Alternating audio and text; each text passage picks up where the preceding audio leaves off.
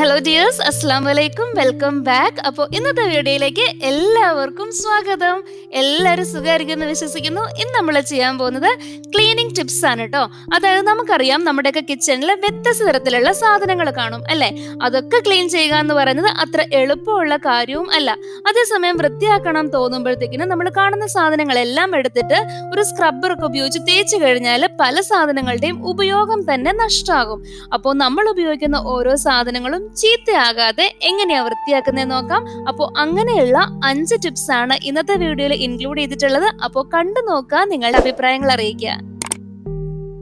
അപ്പോൾ ഇവിടെ ആദ്യം തന്നെ ഞാൻ നമ്മളുടെ അടുക്കളയിലുള്ള കട്ട്ലറീസ് ആണ് എടുത്തിട്ടുള്ളത്. ഇതിൽ നമുക്കിപ്പം സ്പൂണും ഫോർക്കും ഒക്കെ ഇതിനകത്ത് ഉൾപ്പെടുത്താം കേട്ടോ. അപ്പോൾ നമ്മൾ അധികം ശ്രദ്ധ കൊടുക്കാതെ വിടുന്ന ഒരു ഏരിയ ആണിത്.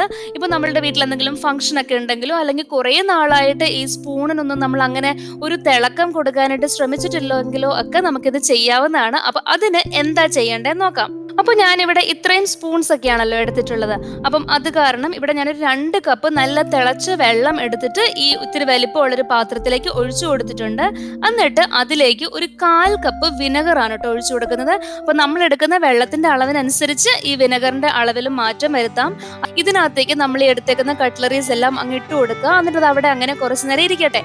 ഒരു 10-30 മിനിറ്റ് ഒക്കെ അത് അവിടെ കിടക്കട്ടെ കേട്ടോ. 30-45 മിനിറ്റ് ഒക്കെ ആയാലും കുഴപ്പമില്ല. വെള്ളം ഒന്ന് ചൂടാറുമ്പോഴത്തേനും നമ്മൾ വന്ന് നോക്കിയാലും മാത്രം മതി. നല്ല തിളച്ച വെള്ളമല്ലേ നമ്മൾ ഒഴിച്ചു കൊടുത്തേ. അങ്ങനെ തിളച്ച വെള്ളം ഒഴിക്കുമ്പോഴത്തേക്കിനും അത് ഈ സ്പൂണിലും ഫോർക്കിന്റെ ഒക്കെ ഇടയ്ക്കും അതിന്റെ ഡിസൈനിന്റെ ഭാഗത്തൊക്കെയുള്ള അഴുക്കിനെയൊക്കെ അതങ്ങ് അബ്സോർബ് ചെയ്യും. പിന്നെ നമ്മൾ ഈ വിനെഗർ ഒഴിച്ചു കൊടുത്തത് എന്തിനാന്ന് വെച്ചാൽ അതാണ് ഈ ഐറ്റംസ്, ഈ മെറ്റൽ ഐറ്റംസിനൊക്കെ ഒരു ഷൈനിങ് കൊടുക്കുന്നത്. ഇതിനകത്ത് നമ്മൾ ഈ പിടിക്കുന്ന ഈ ഒരു ചവണയില്ലേ, ഇത് നോക്കിയാൽ കാണാൻ പറ്റും. അതിനകത്ത് അതിന്റെ ആ ഒരു പിടിക്കുന്ന ഭാഗത്തൊക്കെ ശരിക്കും നല്ലതുപോലെ അഴുക്ക് കയറിയിട്ടുണ്ടാകും. കാരണം അത് എപ്പോഴും ഈ ഫുഡുമായിട്ട് നല്ലതുപോലെ കോണ്ടാക്ട് വരുന്നതുമാണ്. അതിന്റെ ഒരു മടക്കുള്ള ഭാഗത്തൊന്നും നമുക്കങ്ങനെ അധികം നല്ല പെട്ടെന്ന് തന്നെ ക്ലീൻ ചെയ്യാനായിട്ട് പറ്റത്തുമില്ല. അത് ഇതിലേക്കൊക്കെ മുക്കി വെച്ചാൽ ആ ഭാഗത്തുള്ള സംഭവങ്ങളെല്ലാം ഇങ്ങനെ ഇറങ്ങി കിട്ടും കേട്ടോ. അപ്പോൾ ഒരു 10-30-45 മിനിറ്റ് കഴിഞ്ഞപ്പോഴത്തേക്കിനും ആ വെള്ളത്തിന് ചൂടൊന്ന് ആറിയിട്ടുണ്ട്. ആ സമയത്ത് ഞാനിത് എടുത്തിട്ട് നമുക്ക് ഒരു മൈക്രോ ഫൈബർ ക്ലോത്ത് ഉപയോഗിച്ചിട്ട് നല്ലതുപോലെ ഒന്ന് തുടച്ച് നോക്കിയാൽ തന്നെ വ്യത്യാസം മനസ്സിലാവും. ഇതിനൊരു ഷൈനിങ് കിട്ടിയിട്ടുണ്ടാവും. പിന്നെ അതേപോലെ നല്ല വ്യത്യാസം അറിയാൻ പറ്റുന്നത് നമ്മളുടെ ഇപ്പം നമ്മൾ ഈ നാരങ്ങയൊക്കെ പിഴിയാൻ വേണ്ടി ഉപയോഗിക്കുന്ന സാധനമില്ലേ, അതാണെങ്കിലോ അല്ലെങ്കിൽ ചവണയാണെങ്കിലൊക്കെ അതിനകത്തായിരിക്കും നല്ലതുപോലെ അതിൻ്റെ ആ ഒരു അതിന് കുറച്ചൊരു മടക്കൊക്കെ ഉള്ള ഭാഗം ഉണ്ടല്ലോ, അവിടെ നിന്നൊക്കെ ഈ അഴുക്ക് മാറിയേക്കെന്ന് നമുക്ക് അറിയാനായിട്ട് പറ്റും. ഇതിന് ശേഷം നമ്മൾ ആ വെള്ളം നമ്മൾ വളരെ ക്ലിയർ വാട്ടർ നല്ലൊരു പാത്രത്തിലായിരുന്നു ഒഴിച്ചു കൊടുത്തിട്ടുണ്ടായിരുന്നത്. അപ്പം ആ പാത്രം നോക്കിയാൽ ഇതിൻ്റെ ഉള്ളിൽ നിന്ന് ഇറങ്ങി വന്നേക്കുന്ന സാധനങ്ങളൊക്കെ അവിടെ കിടപ്പുണ്ടാവും. ഐസ്ക്രീംസ് എടുക്കാനോ അല്ലെങ്കിൽ പുഡിംഗ് എടുക്കാനൊക്കെ ആയിട്ട് നമ്മൾ ഈ gold plated or silver plated spoons ഒക്കെ ഉണ്ടല്ലോ, അത് ഇതേപോലെ ചെയ്യരുത് കേട്ടോ. അപ്പൊ ഇത്രയും കാര്യങ്ങളൊക്കെ ചെയ്തിട്ട് നമ്മൾ നോക്കുമ്പോൾ നമ്മുടെ കട്ട്ലറീസ് ഒക്കെ നല്ലതുപോലെ ഷൈൻ ചെയ്യുന്നത് കാണാനായിട്ട് പറ്റും. നമ്മളിൽ പലരും കോഫി ലവേഴ്സോ ടീ ലവേഴ്സ് ഒക്കെ ആയിരിക്കും അല്ലേ. നമ്മൾ ഈ കോഫിയൊക്കെ കുടിച്ചിട്ട് വെക്കുന്ന കപ്പ് നമ്മൾ അപ്പം തന്നെ കൊണ്ടുപോയിട്ട് വാഷ് ചെയ്ത് വെക്കുവാണെങ്കിൽ ഈ കോഫി കപ്പിൻ്റെ ഒന്നും സൈഡിൽ അങ്ങനെ റിങ് പോലെ പാട് ഉണ്ടാവാറില്ല. അത് പെട്ടെന്ന് തന്നെ പോകും. കാരണം അതിൻ്റെ ഒരു കറയൊന്നും അതിനകത്ത് ഇരിക്കുന്നില്ലല്ലോ. എസ്പെഷ്യലി നമ്മൾ ഉപയോഗിക്കുന്ന കപ്പ് വൈറ്റ് കപ്പ് ആണെങ്കിൽ. അതേസമയം ചില സാഹചര്യങ്ങളിൽ ഇപ്പം നമുക്ക് അന്നേരം തന്നെ കഴുകാൻ പറ്റിയില്ല, അല്ലെങ്കിൽ ആ കപ്പ് അവിടെ കുറേ നേരമൊക്കെ ഇരുന്ന് കഴിഞ്ഞാൽ over A period of time ഇതിനകത്ത് ഈ എസ്പെഷ്യലി വൈറ്റ് കപ്സ് ഒക്കെ ആണെങ്കിൽ നമുക്ക് കാണാം അതിൻ്റെ ഉള്ളിൽ ഇങ്ങനെ ചെറുതായിട്ട് കറ പിടിക്കുന്നുണ്ടാവും. അപ്പം അതിന് നമുക്ക് എന്താ ചെയ്യാൻ പറ്റുന്നതെന്ന് നോക്കാം. ഇതേപോലെയുള്ള കറയുണ്ടാവും. ഇതിപ്പോ കോഫിയൊക്കെ വെച്ചിട്ട് കുറെ നേരമായിട്ട് നമ്മൾ വാഷ് ചെയ്യാതെയൊക്കെ വെക്കുമ്പോഴാണ് ഇതേപോലെ വരുന്നത്. അന്നേരം നമുക്ക് എന്താ ചെയ്യാൻ പറ്റുന്ന വെച്ചാൽ ഈ ഒരു എത്ര കഴുകിയാലും ചിലപ്പോൾ ആ കറ പോവത്തുമില്ല. അന്നേരം നമുക്ക് ചെയ്യാൻ പറ്റും, നമ്മൾ ബേക്കിംഗ് സോഡ യൂസ് ചെയ്യാം. ഇവിടെ കുറച്ച് ബേക്കിംഗ് സോഡ ഇട്ട് കൊടുത്തിട്ട് അതിനകത്തേക്ക് കുറച്ച് വെള്ളം ഒഴിച്ചിട്ട് നമ്മളുടെ ഫിംഗർ യൂസ് ചെയ്തിട്ട് തന്നെ നല്ലതുപോലെ ഒന്ന് തേച്ച് കഴിഞ്ഞാൽ ആ ഒരു കറയൊക്കെ അങ്ങ് പോയിക്കോളും. ഇതിനകത്ത് അങ്ങനെ സ്റ്റീലൊന്നും യൂസ് ചെയ്യേണ്ട ആവശ്യം വരുന്നേ ഇല്ല കേട്ടോ. ഇതേപോലെയുള്ള കറയുണ്ടെങ്കിൽ ഇത് പോകുന്നില്ലെങ്കിൽ ബേക്കിംഗ് സോഡ ഇട്ടിട്ട് കുറച്ച് നേരം ഒന്ന് വെച്ചിട്ട് വാഷ് ചെയ്ത് കഴിഞ്ഞാലും പെട്ടെന്ന് അങ്ങ് പോയിക്കോളൂ.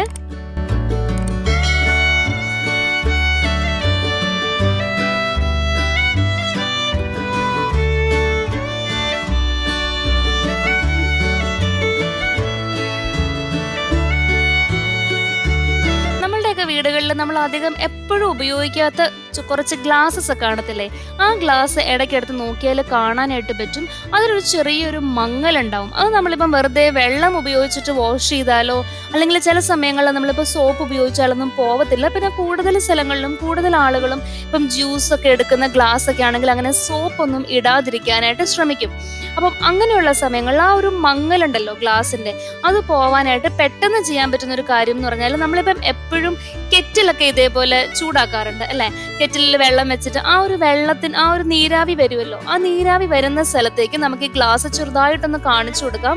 അപ്പൊ അതിന്റെ ഉള്ളിലേക്ക് ഈ നീരാവി ഇങ്ങനെ പോയിട്ട് അത് ഫുള്ളായിട്ട് അങ്ങ് നിറയുമല്ലോ. ആ ടൈമിൽ നമുക്കൊരു ടിഷ്യൂ ഉപയോഗിച്ചിട്ട് വൈപ്പ് ചെയ്ത് കഴിഞ്ഞാൽ നല്ലൊരു തിളക്കം കിട്ടും കേട്ടോ. ഈ സെയിം ടെക്നിക്ക് തന്നെ നമുക്ക് ചെയ്യാൻ പറ്റുന്നത് ഈ ചില ഗ്ലാസസിന്റെ ഒക്കെ താഴെ ഇങ്ങനെ ഡിസൈൻ ഉണ്ടാവുമല്ലോ, അതിങ്ങനെ ആ ഡിസൈൻ ഒക്കെ നമുക്ക് വാഷ് അത് കൈകൊണ്ടൊന്നും അത് പോവത്തില്ല. അതിന്റെ ഇടയിലൊക്കെ ചിലപ്പോൾ എന്തെങ്കിലും അഴുക്കൊക്കെ കയറി ഇരിക്കുവാണെങ്കിലും ഇതേപോലെ തന്നെ ചെയ്താലും മതി. ഈ ഗ്ലാസ് ഇങ്ങനെ നമുക്ക് തിരിച്ച് ഈ നീരാവി വരുന്ന സ്ഥലത്തേക്ക് കാണിച്ചു കഴിഞ്ഞാൽ അതിങ്ങനെ നല്ലതുപോലെ അടിച്ചിട്ട് അങ്ങ് പോയിക്കോളും. പിന്നെ ഈ ഒരു മെത്തേഡ് നമ്മൾ ഈ കെറ്റിലാണെങ്കിൽ മാത്രം ചെയ്താലും മതി. അതല്ലാതെ ഇപ്പം ഗ്യാസിലോ അങ്ങനെ ചെയ്യുന്നത് അത്ര പ്രിഫർ ചെയ്യുന്നില്ല.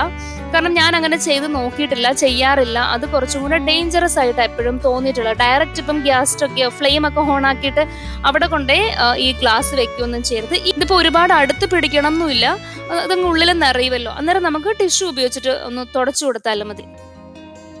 ഇതിനകത്ത് മൈക്രോ ഫൈബർ ക്ലോത്ത് വേണമെങ്കിലും ഉപയോഗിക്കാം. പക്ഷെ ചില ക്ലോത്ത്സിൽ ഇങ്ങനെ നൂല് വെളിയിലേക്ക് വരും. അങ്ങനെയാണെങ്കിൽ പിന്നെ ടിഷ്യൂ യൂസ് ചെയ്താലും മതി. സ്റ്റീമും മൈക്രോ ഫൈബറും അല്ലെങ്കിൽ ടിഷ്യൂവും കൂടെ ഒക്കെ വരുമ്പം അതൊരു മാജിക് ആയിട്ട് തന്നെ വർക്ക് ചെയ്യും. ആ ഒരു മങ്ങലുണ്ടായിരുന്ന ഗ്ലാസ്സിന് നല്ലൊരു ഷൈനിങ് കിട്ടുകയും ചെയ്യും.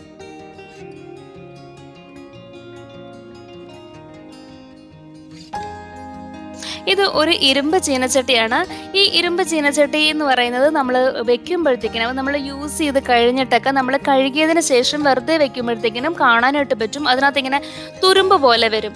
അപ്പം അത് വരാതിരിക്കാനും നമ്മൾ നെക്സ്റ്റ് ടൈം ഉപയോഗിക്കാനായിട്ട് എടുക്കുമ്പോഴത്തേക്കിനും ആ ഒരു തുരുമ്പ് വരാതിരിക്കാനും ചെയ്യാൻ പറ്റും. നമ്മൾ വാഷ് ചെയ്തതിന് ശേഷം അതൊന്ന് ഉണങ്ങി കഴിയുമല്ലോ, ആ ടൈമിൽ നമുക്ക് കുറച്ച് എണ്ണ ഇതിനകത്തേക്ക് ഇറ്റിച്ചു കൊടുത്തിട്ട് അതിനെ ഒരു നല്ലതുപോലെ എല്ലാ ഭാഗത്തും ആ എണ്ണയൊന്ന് തേച്ച് പിടിപ്പിക്കാം. എന്നിട്ട് അത് വെച്ച് കഴിഞ്ഞാൽ നെക്സ്റ്റ് ടൈം നമ്മൾ എടുക്കുമ്പോൾ ജസ്റ്റ് ടിഷ്യൂ കൊണ്ടൊന്ന് വൈപ്പ് ചെയ്താൽ മാത്രം മതി. അപ്പോൾ അതിനകത്ത് തുരുമ്പ് വന്നിട്ടുണ്ടെങ്കിൽ നമുക്കത് മുഴുവനായിട്ട് തുടച്ചു മാറ്റാൻ പറ്റും.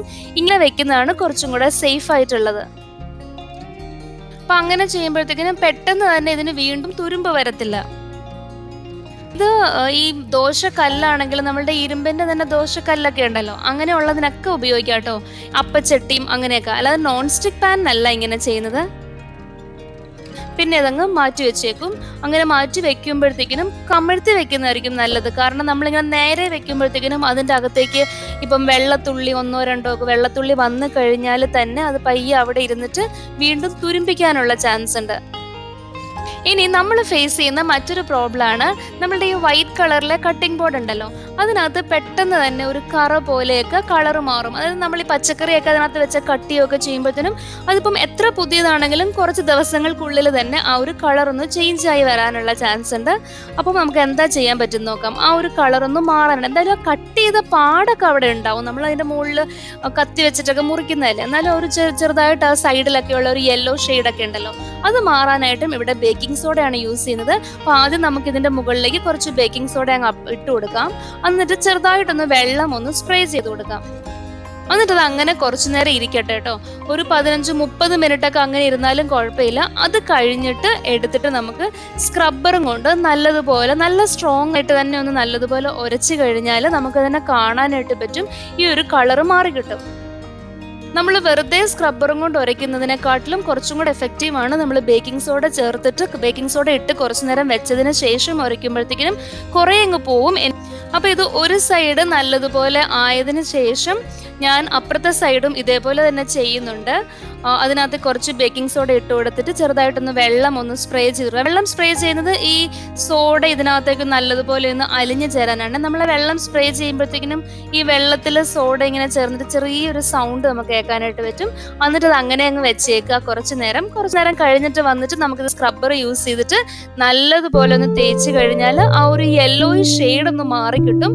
അത്യാവശ്യം കുറച്ച് ദിവസത്തേക്കിന് പിന്നെ ഇതൊരു വൈറ്റ് കളറിൽ തന്നെ ഇരിക്കും. ഇന്നത്തെ വീഡിയോയിൽ ഇൻക്ലൂഡ് ചെയ്തിട്ടുണ്ടായിരുന്ന ഈ 5 ക്ലീനിങ് ടിപ്സും ഹെൽപ്ഫുൾ ആകും എന്ന് വിശ്വസിക്കുന്നു. ഈ വീഡിയോ ഇഷ്ടമായിട്ടുണ്ടെങ്കിൽ ഇതിന് ലൈക്ക് ചെയ്യാനും നിങ്ങളുടെ അഭിപ്രായം അടയാളപ്പെടുത്താനും അതേപോലെ തന്നെ ഈ ചാനൽ ഇതുവരെ സബ്സ്ക്രൈബ് ചെയ്തിട്ടില്ല സബ്സ്ക്രൈബ് ചെയ്തിട്ട് അതിന്റെ കൂടെ ഉള്ളൊരു ബെല്ലൈക്കൺ അല്ലേ അത് ക്ലിക്ക് ചെയ്തിട്ട് അതിൽ ഓൾ തന്നെ സെലക്ട് ചെയ്ത് വെക്കാനായിട്ട് ഓർക്കുക. അങ്ങനെ ആകുമ്പോഴത്തേക്കിനും ഞാൻ നെക്സ്റ്റ് ഇതേപോലെയുള്ള വീഡിയോസ് അപ്ലോഡ് ചെയ്യുമ്പോഴത്തേക്കിനും അതിന്റെ നോട്ടിഫിക്കേഷൻ കിട്ടും. നമുക്ക് ഉപകാരപ്രദമായിട്ടുള്ള മറ്റൊരു വീഡിയോ ആയിട്ട് കാണാം. കാണുന്നത് വരേക്കും take care and stay safe.